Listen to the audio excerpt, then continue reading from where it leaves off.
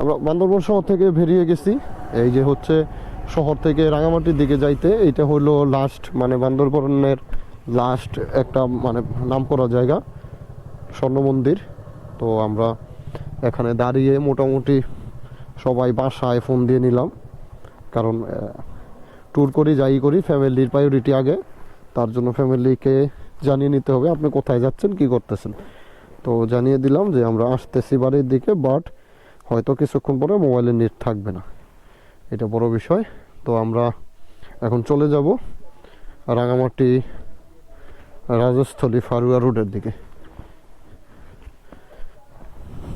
Let's go let's go.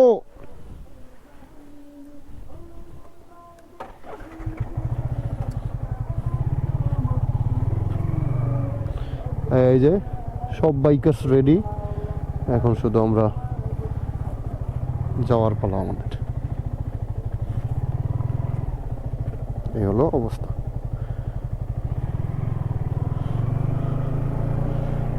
ওকে, প্রচুর কথা হবে যেতে যেতে পথে পথে।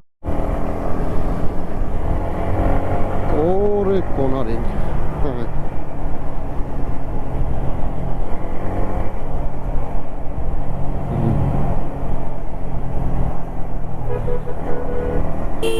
গাগরা 50 কিলো, চন্দ্রকোনা 22 কিলো সম্ভবত।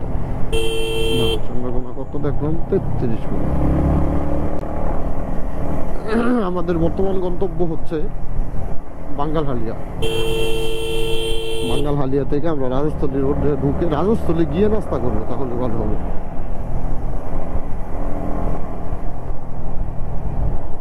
ঝুঁকিপূর্ণ সেতু, এই ধরনের অনেকগুলো সেতু এখনো আছে, তো ধীরে ধীরে এইগুলো বিলুপ্তি হয়ে যাচ্ছে, কারণ এখন সময়ের পরিক্রমায় সবই আধুনিকতার ছোঁয়া লেগে গেছে। আর যেহেতু যাতায়াত ব্যবস্থা সব দিকেই ভালো হয়ে গেছে, এইটা দিয়ে আর চলে না, কারণ এটার মধ্যে বেশি লোড পড়লে ওভারলোড করলে ভেঙে যায়। তার জন্য বড় বড় কালভার্ট হচ্ছে, ব্রিজ হচ্ছে, এগুলো ভাব করে বন্ধ